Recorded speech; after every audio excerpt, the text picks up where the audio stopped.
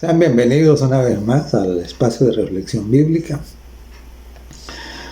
Y en esta oportunidad vamos a hacer un recuerdo, diría yo, porque creo que este es un tema que está presente siempre, ¿no?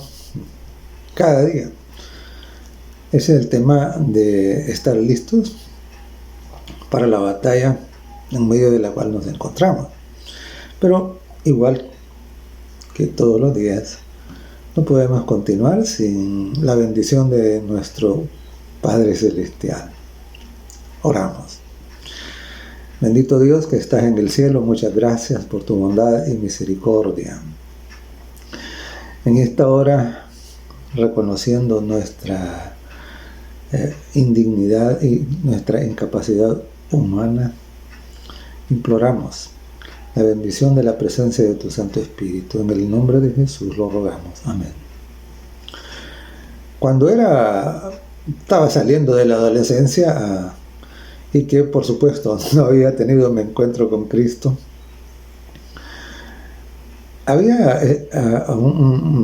me gustaba escuchar la música de un artista inglés y que tenía una de sus canciones que se llamaba Mundo Salvaje. En la lírica de la canción, un padre habla con su hija, que pareciera que su hija está a punto de irse, y él le advierte: vas a un mundo salvaje. Y claro, ya no escucho eso. Pero ciertamente nos encontramos nosotros en un mundo salvaje, en donde la ferocidad del conflicto la vemos prácticamente cada día. Y por supuesto, el conflicto en medio del cual nos encontramos no es nuevo. Ese comenzó hace más de 6,000 años ya, ¿no? O alrededor de unos 6,000 años, mejor dicho.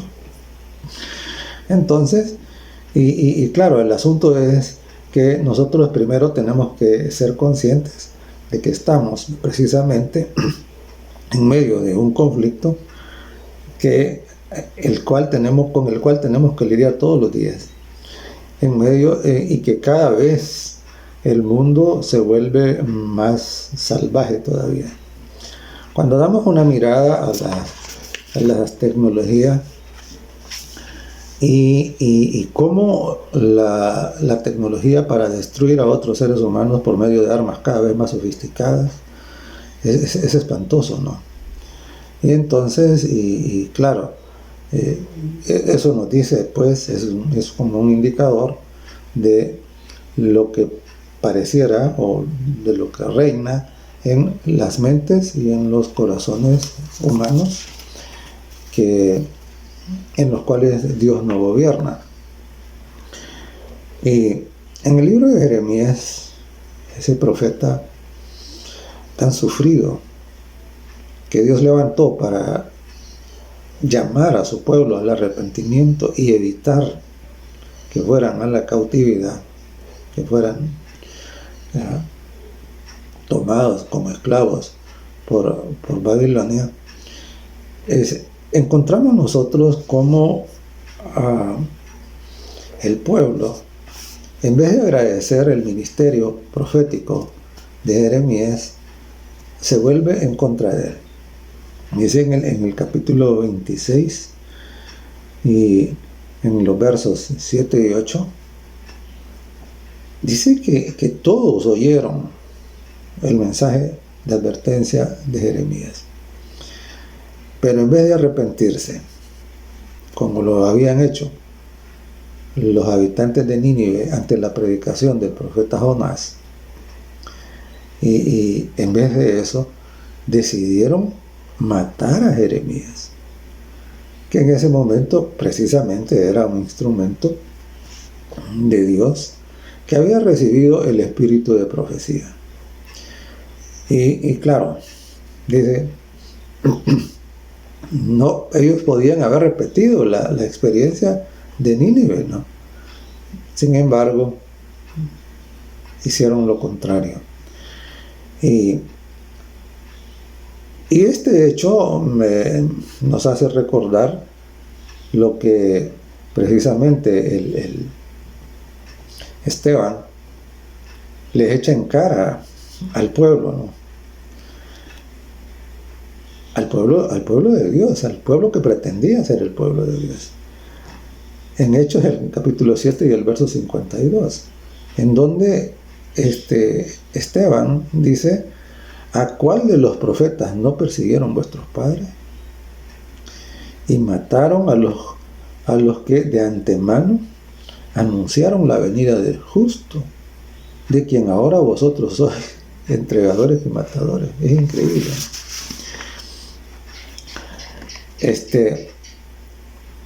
Claro, y por supuesto, eso lo dijo Esteban antes de su propio martirio. Entonces, claro, estas son evidencias, uno, de que ciertamente vivimos en un mundo salvaje, en donde y que los ataques en contra de el pueblo que está pretendiendo divorciarse de ese mundo salvaje y acercarse a Dios, o haberse acercado a Dios, los ataques son cada vez más feroces. Pero claro, no estamos solos en esta lucha. No estamos solos. Precisamente Dios dijo a Jeremías: pelearán contra ti, pero no te vencerán, le dijo. Y esa promesa también es una promesa para nosotros. Ahora, precisamente considerando ese hecho de que vivimos en medio de un conflicto que se lleva a cabo en un escenario que es este mundo salvaje, en donde cada vez más el enemigo procura la destrucción de las almas, Dios nos hace una invitación, y yo diría que una advertencia también. Dice en Efesios, en el capítulo 6 y en el verso 10: por lo demás, hermanos míos, fortaleceos en el Señor y en el poder de su fuerza. Ciertamente nosotros no podemos esperar ninguna solución humana. Nada de los acuerdos mundiales puede resolver la situación en la que ha caído la humanidad. Eso no es posible de resolver humanamente. No importa las agendas que se construyan, no importa los acuerdos que se intenten tomar, por una simple y sencilla razón: el mal radica en el corazón humano, y el corazón humano solo puede ser reparado por el poder divino, por Dios, por Jesucristo. Nadie más puede resolver ese asunto, y por otro lado, solo puede ser resuelto cuando el ser humano se lo permite, cuando invita a Jesucristo para que venga y haga en su vida lo que Él no puede hacer por sí mismo. Entonces, así es de que no hay manera de que nosotros encontremos la fortaleza para lidiar con este conflicto y salir victoriosos humanamente, solamente con el poder de Dios, el poder de su fuerza, como dice en el verso 10 de Efesios. Y a continuación el Señor nos invita a emprender un camino, una ruta que nos prepare adecuadamente para soportar todos los embates, ¿verdad?, a los que tiene que enfrentarse un soldado que está en medio de un conflicto. Dice el verso 11: vestidos de toda la armadura de Dios para que podáis estar firmes contra las acechanzas del diablo. Ciertamente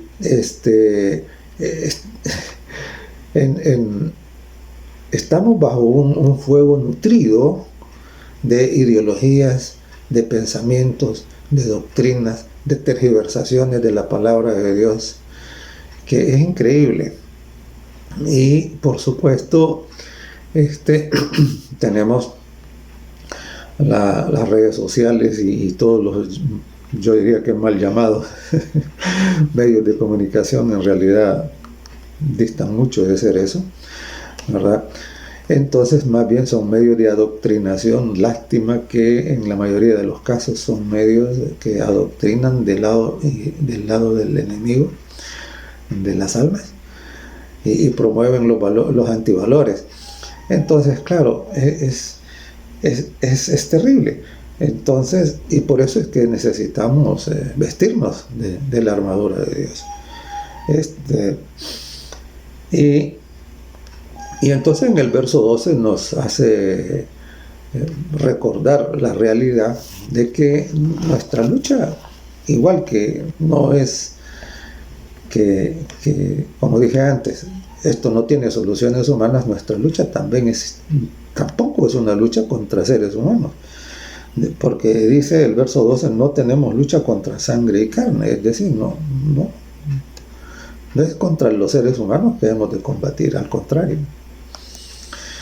Nuestro desafío es ayudar a los seres humanos, es bendecir a los seres humanos, para que se den cuenta de la situación en que están, para que se den cuenta de que hay esperanza, para que se den cuenta que esto puede ser resuelto.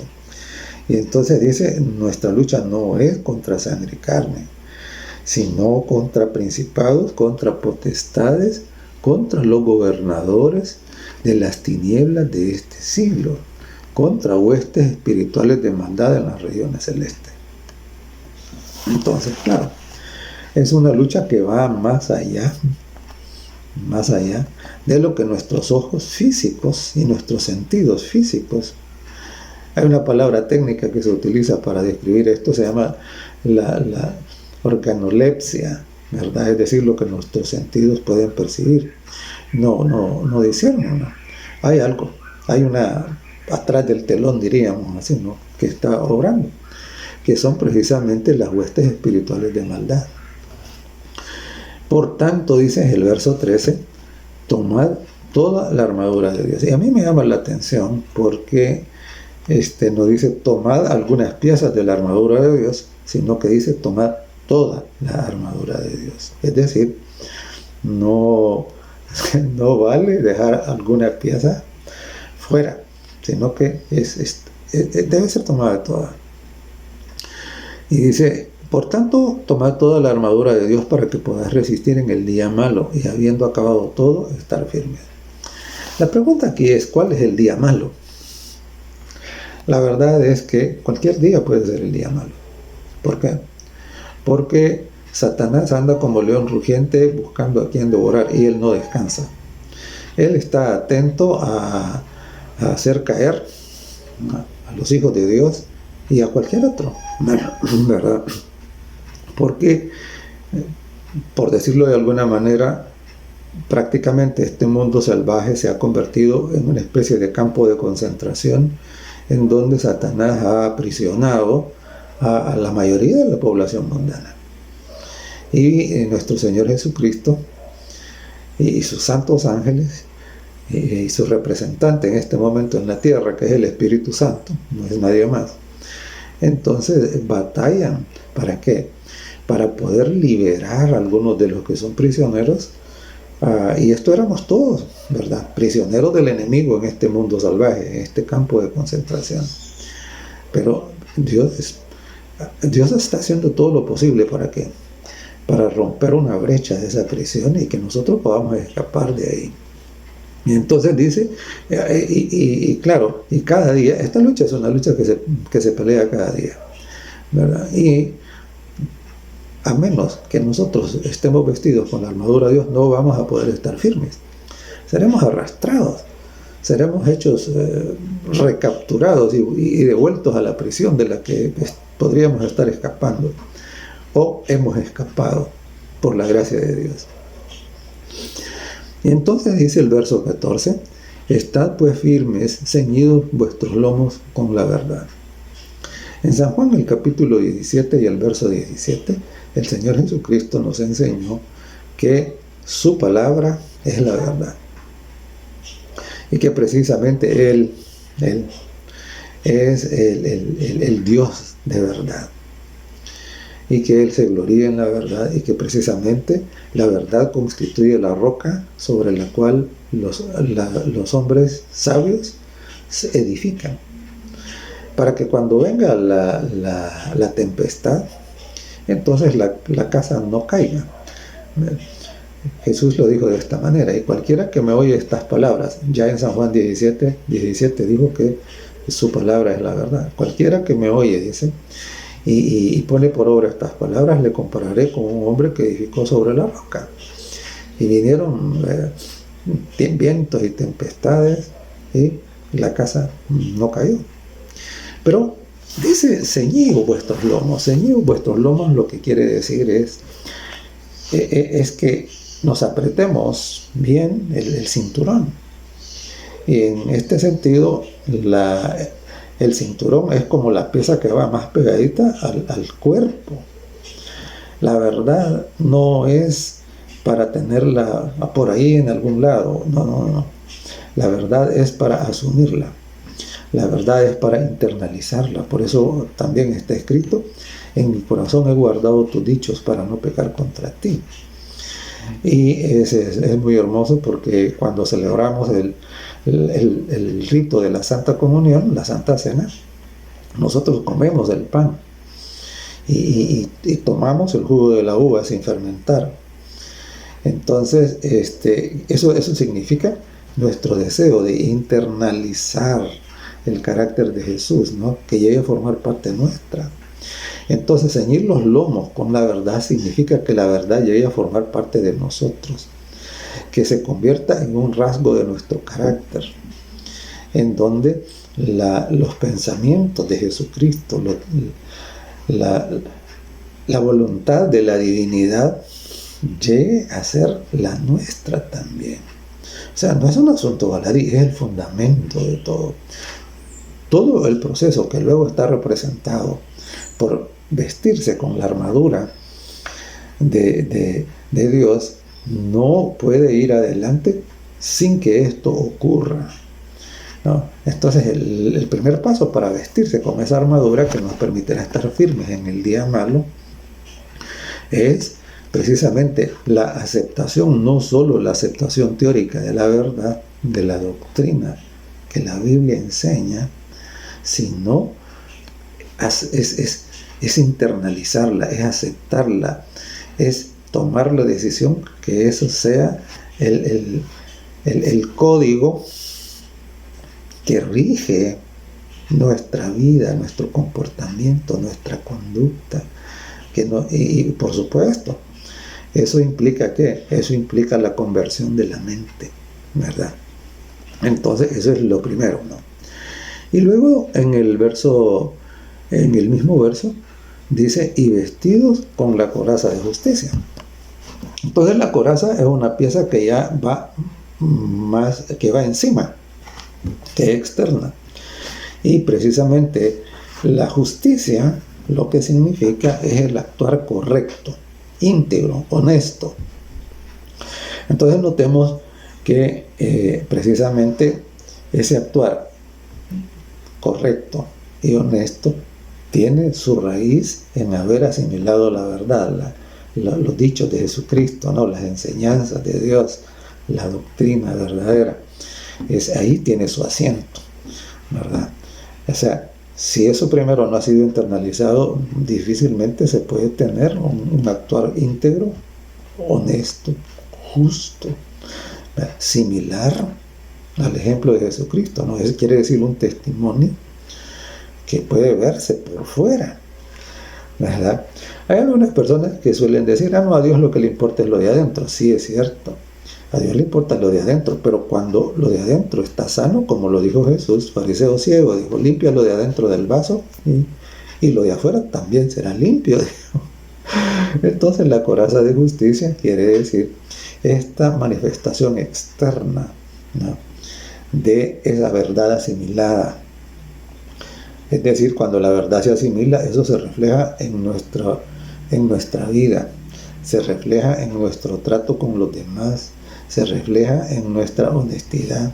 Esa es la evidencia de que la verdad ha sido asimilada, ¿verdad? Cuando se pretende haber asimilado la verdad, pero esto no se expresa exteriormente, entonces eso es una presunción. eso está mostrando que no es así, ¿verdad? Y claro, ese era el caso de los fariseos, ¿no? Que tenían una presunción de religiosidad, de supuesta espiritualidad. Sin embargo, su comportamiento orgulloso, egoísta y hasta asesino, no tenía, ¿cómo se llama? No demostraba que en realidad su corazón era un corazón conforme al corazón de Dios. Entonces, claro, por eso decía que esto es una progresión. Primero es ceñirse con el cinturón de la verdad, y luego sigue la coraza, ¿no? Y luego dice en el verso 15, y calzados los pies con el apresto del Evangelio de la paz. El Señor Jesucristo lo dijo de esta manera. Dijo, de la abundancia del corazón habla la boca. Cuando la verdad anida en el corazón, en la mente, no solo se expresará en la conducta transformada de la persona, sino que la persona de manera natural va a referirse ¿a qué? Va a referirse a Dios, a sus obras, a su amor, a su perdón, a su gracia, a su misericordia. Simple y sencillamente, como a veces decimos, no se me salió. Entonces, claro, solo se sale lo que uno lleva adentro. Y entonces ya, si nosotros hemos renunciado a todos los paradigmas que antes regían nuestra vida, que por supuesto nos llevaban a la perdición, entonces, y ahora hemos aceptado el paradigma santo que es el ejemplo de Jesucristo, de sus enseñanzas, de su gracia, de su poder. Entonces, claro, nuestra conversación se va a salir de manera natural. No tenemos nosotros que estar pensando cómo hago. No. Sale de manera natural, ¿verdad? Entonces, ¿por qué? Porque está escrito, en la abundancia del corazón habla la boca. Entonces, claro, estaremos listos. Por eso dice el apresto, ¿no? Apresto quiere decir estar preparado, estar listo, ¿no? Y estaremos prontos a compartir lo que nosotros ya tenemos. Y por eso es que, claro, cuando hemos experimentado esto, estamos ansiosos de que otra gente también lo conozca. Y nosotros mismos somos una evidencia de que esto es posible. Y claro, y por eso es que estamos en este tipo y nos prestamos y contentos, lo hacemos felices, ¿no? De ocuparnos en que otros despierten a esta realidad hermosa de que Dios los ama. Y que en medio de este conflicto que dura ya milenios, en este escenario que es un mundo salvaje, hay esperanza. El amor de Dios, la gracia de Dios. Perdone. Entonces, claro, y lo llama el apresto del Evangelio de la paz. Evangelio quiere decir estar listos para anunciar las buenas noticias de que en medio del conflicto se puede tener paz. Paz, ¿qué tipo de paz? No es la paz que ofrecen los hombres, esa paz tan frágil, esa paz basada en armamentos que se amenazan mutuamente, no. Es una paz primeramente con Dios, porque antes éramos enemigos de Dios. Eso es lo que dice el apóstol Santiago en el capítulo 4 y el verso 4. Oh almas adúlteras, dice, no os engañéis, ¿verdad? Porque la amistad con el mundo es enemistad contra Dios. Entonces, claro, cuando hemos asimilado la verdad y hemos tomado la coraza de justicia, entonces, claro, ¿ahora qué? Ahora hemos cambiado de bando, ahora estamos luchando del lado del mismo lado que Dios. Estamos en paz con Él. Y precisamente al tener la coraza de justicia, ya no vemos a los seres humanos como nuestros enemigos, como nuestros rivales, como nuestros competidores, sino que los vemos como almas que necesitan ser ayudados, personas que se encuentran heridas, que están a punto de ¿qué? Quizás a punto de morir. Y entonces anunciarles a ellos las buenas noticias de que hay esperanza, de que pareciera que aquí, en este mundo ya, el colapso está para llegar, pero que a pesar de todo lo negro que pueda parecer, hay luz disponible. Entonces estaremos prontos a compartir estas buenas noticias con ellos. Y en el verso 16 dice: sobre todo tomad el escudo de la fe, con que podáis apagar los dardos de fuego del enemigo. El escudo de la fe. ¿Qué es fe? Fe es la certeza de lo que se espera. ¿Y por qué podemos tener esa certeza? ¿Saben? Porque hemos conocido a Dios y sabemos que se puede confiar en Él. Qué lindo es cuando tenemos amigos, y como algunos dicen, ¿no? Por los cuales nosotros podemos meter nuestras manos al fuego. Es decir, tenemos tanta confianza en ellos que nosotros estamos dispuestos a defenderlos, y estamos dispuestos a hacer cualquier cosa por esos, ¿verdad? ¿Por qué? Porque confiamos en ellos, ¿verdad? Sabemos quiénes son. Y precisamente esto es lo hermoso, ¿no? Cuando conocemos a Dios, cuando conocemos, aunque sea una vislumbre, tenemos aunque sea una vislumbre de ese amor inmenso que Dios tiene y de su poder. Entonces, claro, eso le da fortaleza a nuestra fe. Entonces, claro, y eso nos permite permanecer confiados.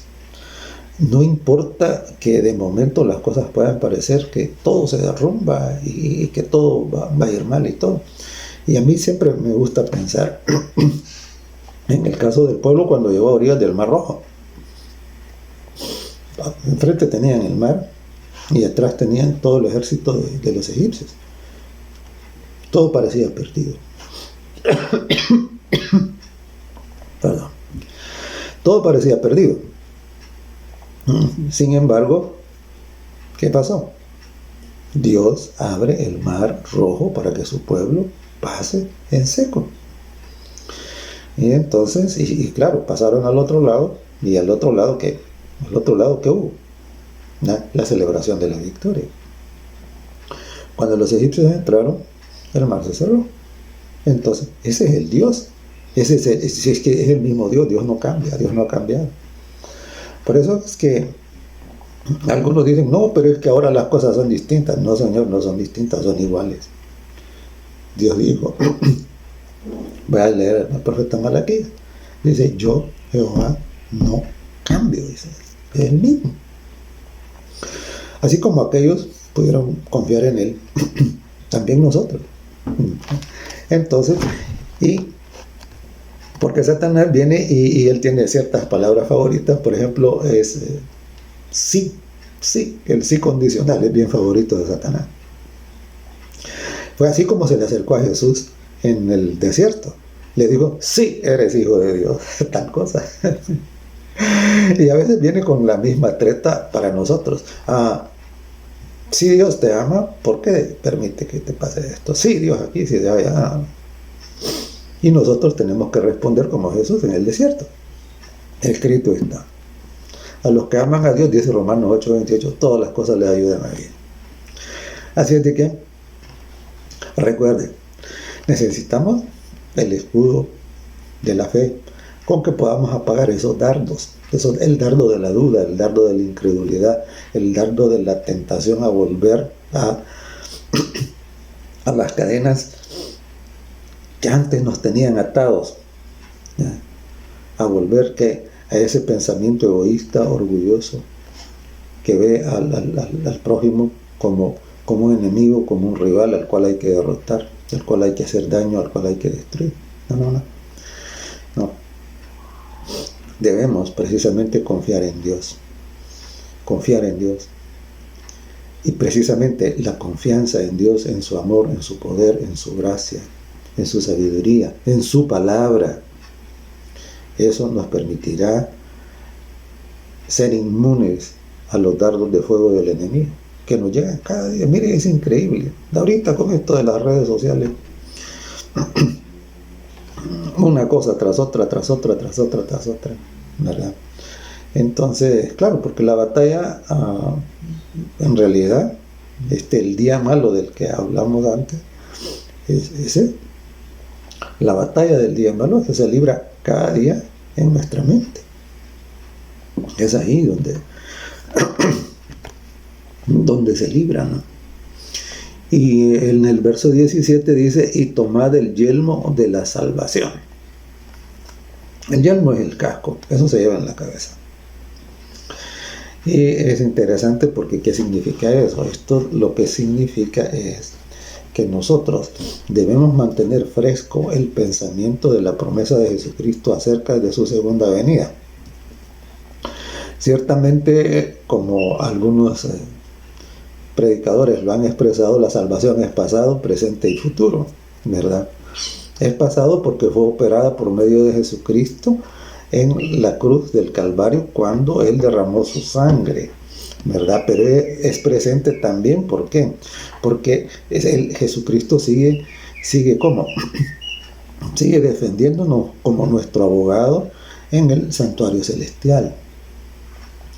Y es futuro, ¿por qué? Porque va a consumarse definitivamente cuando Él venga por segunda vez. Y entonces, como dice en Tesalonicenses el capítulo 4, seremos, dice, junto con los santos resucitados, arrebatados juntamente, para encontrarnos juntamente con Él en las nubes, dice, ¿ve? Y así estaremos siempre con el Señor. Entonces, ese pensamiento, el pensamiento de lo que Dios ha hecho en Jesucristo por nosotros, de lo que está haciendo hoy, en este momento, y de lo que hará cuando Él venga, que no solo nos va a llevar, sino que nos va a transformar. Dice en 1 Corintios el capítulo 15, es ese pasaje hermoso, ¿no?, con el que finaliza el capítulo, en donde dice, no todos dormiremos, dice, pero en un abrir y cerrar de ojos todos seremos transformados. Qué hermoso, ¿verdad? Nuestros cuerpos defectuosos ahora, entonces, ¿serán qué? Serán hechos perfectos. Y tendremos capacidades que ahora no tenemos. Entonces, este pensamiento debe permanecer, esta esperanza debe permanecer fresca en su mente. Esto es el yelmo de la salvación, ¿verdad? Esto es el yelmo. Entonces, claro, cuando vienen las ofertas, ¿de qué? De cosas pasajeras, de deleites pasajeros, de cosas, de placeres, ¿verdad? Que recuerde, hay algo superior, hay algo mejor que Dios tiene para usted, ¿verdad? Más allá de cualquier cosa que el mundo pueda ofrecerle, no importa lo que el mundo le ofrezca, ¿verdad? La esperanza de la salvación debe anidar en su mente. Y por supuesto, si usted no se ciñó la verdad, eso no va a estar ahí. Y a continuación, entonces dice, tomad el yelmo de la salvación y la espada del Espíritu, que es la palabra de Dios. La espada del Espíritu, que es la palabra de Dios. Ahora note lo siguiente. ¿Cómo comienza el proceso de vestirse con la armadura de Dios? Comenzó con ceñirse la verdad. Y la espada del Espíritu es precisamente la verdad. La verdad escrita. La espada del Espíritu, dice, es la palabra de Dios. Mire, no hay, aparte de los dones que hemos recibido en la persona de Jesucristo, es decir, el Padre nos ha dado a Jesucristo y nos ha dado el Espíritu Santo. Y aparte de esos regalos cuyo valor es tan grande, tan infinito, que precisamente nuestras mentes no alcanzan a dimensionar. El siguiente regalo en el orden de prioridad, de importancia, de belleza, de utilidad, de bendición, es su palabra, es la Biblia. Y entonces, claro, a medida que nosotros vamos espaciándonos en la belleza de su contenido y en su utilidad, el Espíritu Santo nos va moldeando, nos va esculpiendo, va perfeccionando nuestro carácter, nos va haciendo más parecidos al carácter de Jesucristo. Y entonces, y claro, ahora note también lo siguiente: la espada es un arma, y en la armadura de Dios fíjese que no se habla de lanzas, y no se habla de ondas, y no se habla de arcos y de flechas ni nada. Solo hay un arma. Todo lo demás es defensivo. Solo hay un arma, y el arma es la palabra de Dios. Es decir, cuando nosotros nos enfrentamos al combate y ante las amenazas, y claro, un arma sirve precisamente también para defenderse de los embates del enemigo, pero también sirve para atacar. Y precisamente es un ataque no contra personas, sino es un ataque contra el error. Es un ataque contra las tradiciones y las ideologías, las creencias, las doctrinas que son simplemente de origen humano, que no son concordantes con la voluntad de Dios, ¿verdad? Entonces, claro, la espada lo que hace es cortar. Y precisamente la acción de la espada, como corta, entonces, y cortar no es otra cosa que dividir. Nos divide, es decir, nos separa, nos aparta. Y me llama la atención, ¿por qué? Porque precisamente la palabra santo lo que significa es apartado para Dios. Apartado en el sentido es de que nos saca de ahí de donde estamos, como usé la figura antes, de que la Tierra, el planeta, pareciera que es un campo de concentración en donde el adversario tiene prisionero a la mayoría de la población. Entonces, claro, pero cuando la espada del libertador obra a favor nuestro, rompe una brecha en esa prisión y nos separa de esa prisión, nos saca. Este es un proceso de santificación, ¿verdad? Así se llama, ¿verdad? Y entonces, claro, ahora nos convierte, ¿qué? Nos convierte en guerreros que batallamos de su lado, ¿para qué? Para contribuir ¿a qué? A la liberación de otros. Eso es lo que le solemos llamar la obra misionera, ¿verdad? Es compartir las buenas nuevas de la salvación, del evangelio de la paz con otros, decirle, mire, hay esperanza, su vida puede ser distinta y puede prolongarse por toda la eternidad, y presentarle a nuestro comandante en jefe, a Jesucristo. Es el único que merece toda la lealtad de nuestra mente y de nuestro corazón sin reservas. Cuando nosotros ponemos esa confianza en los seres humanos, estamos condenados a ser frustrados, a ser chasqueados. Entonces, cuidado con a quién usted sigue. Cuidado, porque hay un solo mediador entre Dios y los hombres, ¿eh? Jesucristo, hombre. Escribió Pablo a Timoteo, ¿no? 1 Timoteo 2:5. Y en Hechos 4:12 lo dice claramente, ¿verdad? Porque no hay otro nombre bajo el cielo en que podamos ser salvos, sino solamente el nombre de Jesucristo. Y precisamente es Él el autor de nuestra salvación.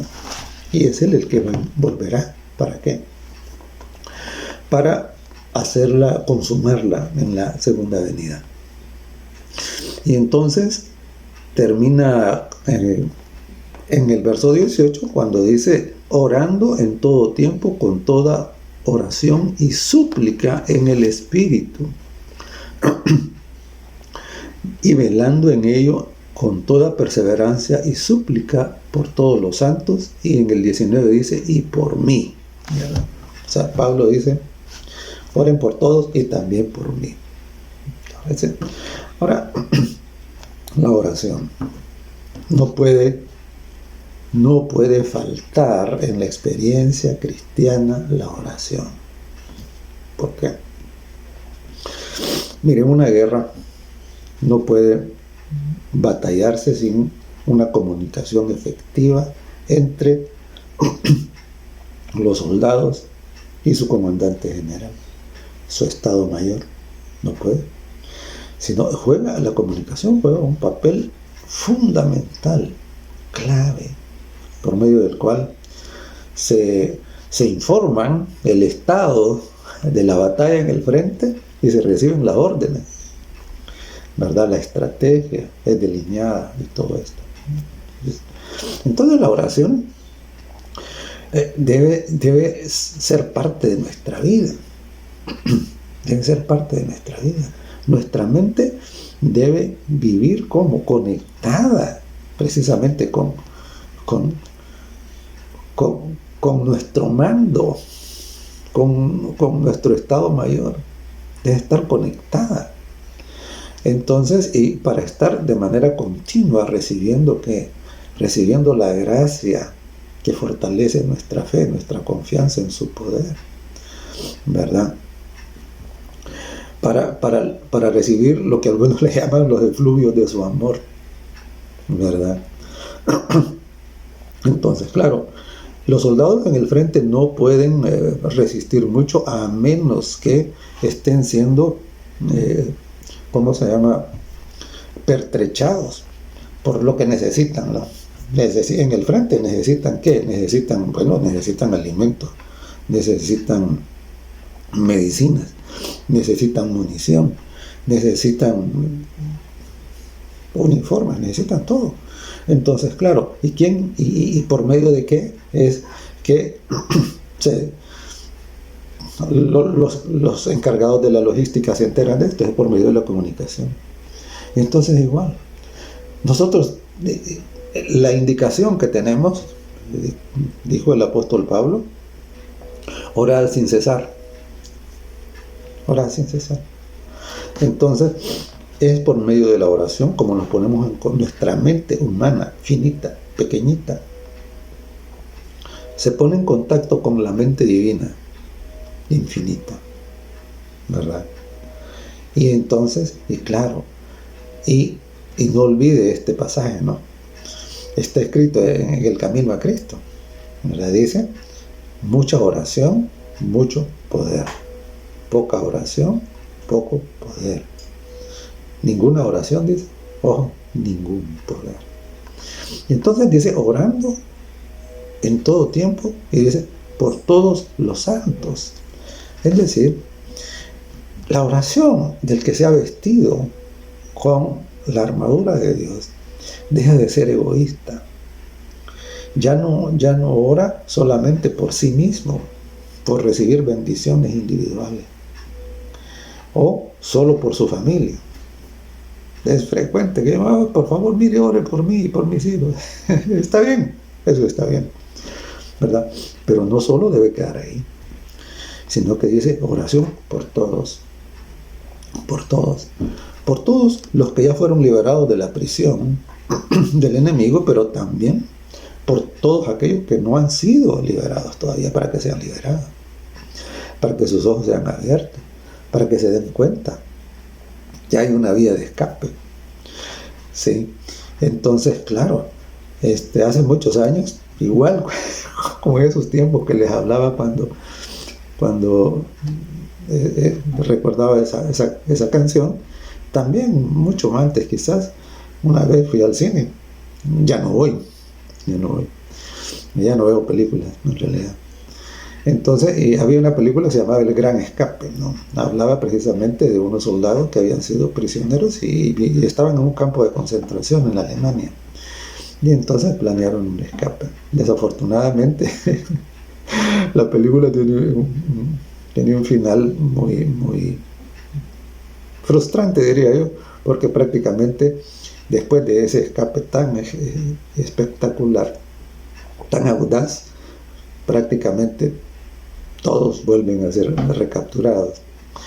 Entonces, mire, precisamente, la liberación de este campo de concentración del enemigo también está experimentando un gran escape. Miren, miles están volviendo a Jesucristo, están viniendo, se están vistiendo de esta armadura, están resistiendo los ataques del enemigo, están preparándose para el día glorioso cuando Jesús vuelva por segunda vez.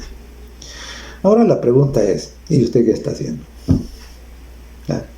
Primero recuerde, usted tiene que reconocer, uno, que todos los días estamos en una batalla, todos los días, no hay excepción. Uno.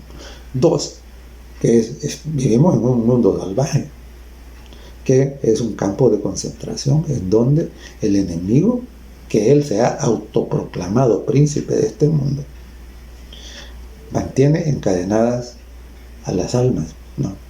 Con el entretenimiento, con los vicios, con la política, con doctrinas equivocadas, etc. Y los tiene presos, ¿verdad?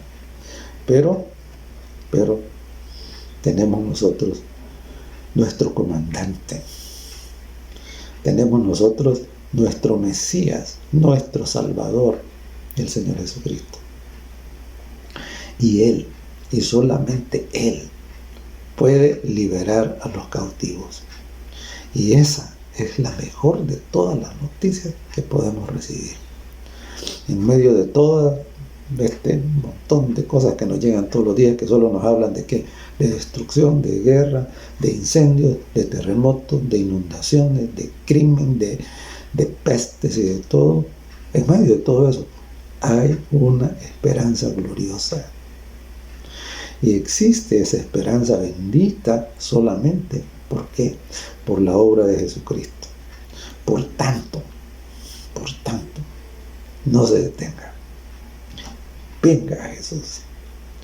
Acéptelo como su único y suficiente Salvador.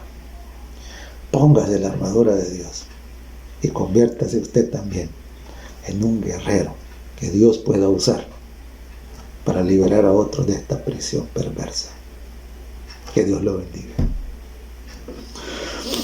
Bondadoso Padre, agradecemos